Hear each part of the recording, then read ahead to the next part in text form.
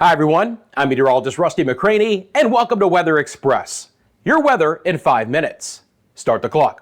Friends, our severe weather risk has shifted a little bit further east for today through portions of the Ohio Valley, the Mid-Atlantic, and the Southeast, but I do expect additional severe storms to fire up later tonight in portions of the Southern Plains in the Midwest. We'll start off with what's happening in the Ohio Valley today. It's a very small marginal risk from the Cleveland area back towards Pittsburgh, Pennsylvania, and portions of West Virginia, but even though this area is small, when we take a look at the storms and the current warnings, you're actually going to see some pretty active weather in western Pennsylvania. A few tornado warnings. Those are the purple polygons that you see. The green are flood watches and warnings that are coming in with a heavier rainfall. So near the Pittsburgh area, active weather, a few tornado warnings right now, and some heavier rainfall. Now, of course, this is on the southeast side of this broader spin in the Great Lakes, kicking out waves of energy. Generally speaking, it's been too cool to really have any higher end storms outside of this small area, again, moving through western and eventually into the central sides of Pennsylvania. There is a very tiny tornado watch basically encompassing the Pittsburgh area.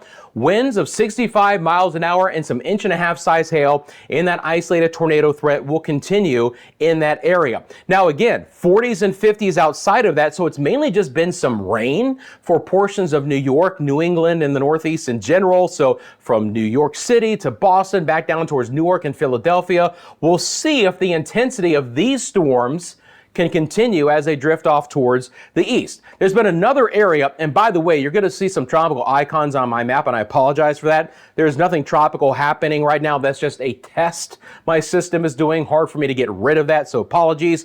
We've had some active weather, southern Georgia, the I-10 corridor, or Florida. Fairly east to west oriented here, fairly isolated in nature, but when we look at the storm reports, and I put this into motion over the last few hours, you're going to see one funnel cloud reported near Valdosta, Georgia, and a lot of wind reports of over 60 miles an hour in the Jacksonville, Florida area. So again, right across I-10, all the way back towards New Orleans, we've had some strong to isolated severe storms, winds mainly the big threat. Hot in the southern plains. The storms have yet to develop here in portions of Kansas and southwest Missouri and northern Arkansas. That's that other slight risk area, which is actually the highest for today. Can't rule out the opportunity for some isolated tornadoes and some winds of over 70 miles an hour.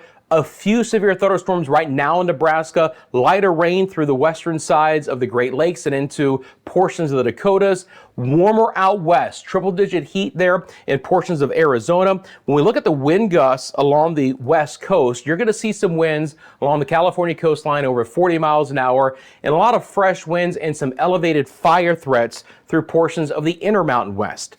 There's the active weather right now in western PA. We actually have frost advisories in the western Great Lakes and the Dakotas. It's going to get cool enough to see that. All right, let's take a look at our HRRR model, our high resolution rapid refresh. And again, ignore those tropical symbols that you guys see. So here's how this is going to play out here on the HRRR model. We're going to continue to see this system spiral up and bring stormy weather to the Ohio Valley, the Northeast, and New England in the next couple days. There's not going to be a lot of severe weather. A few embedded severe thunderstorms are possible, with winds being the main threat along the eastern seaboard up towards Boston and Cape Cod. You know, you knock down some trees in those areas, you get some power problems, but a lot of rain and storms and just some wet weather here for New York City, Pittsburgh, Baltimore, DC, even back towards Cleveland and Columbus. Now, where we could see more severe storms will be waves of energy coming out of the central plains and basically nose-diving south. You can see the first cluster developing here near Oklahoma City and making a run towards the Dallas-Fort Worth area. This is the spot for tomorrow that could see some discrete thunderstorms and some tornadic potential. For our Thursday, the Dallas-Fort Worth area does have a risk for isolated tornadoes, winds of 70 miles an hour, and at least some 2 to 3 inch size hail. And then additional severe storms are likely in portions of the central plains as we get into our Friday. So looking at the risk for severe storms for tomorrow, it is a slight risk already from the southern sides of Oklahoma down I-35 to Denton, Dallas, Fort Worth. Slight risk 2 out of 5. That could be upgraded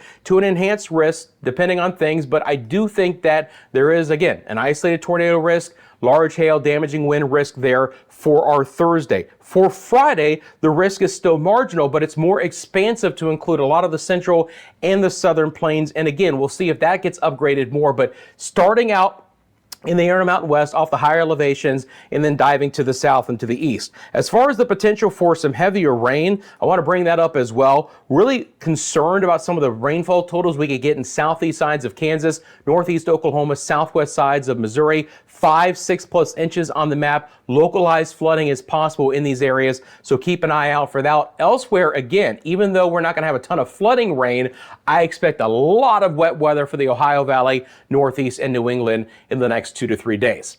Friends, I'm out of time. I appreciate you making Weather Express a part of your daily routine. Thanks for subscribing to the channel and liking this video. Have a great rest of your day, and I'm back tomorrow with your latest 5-minute forecast.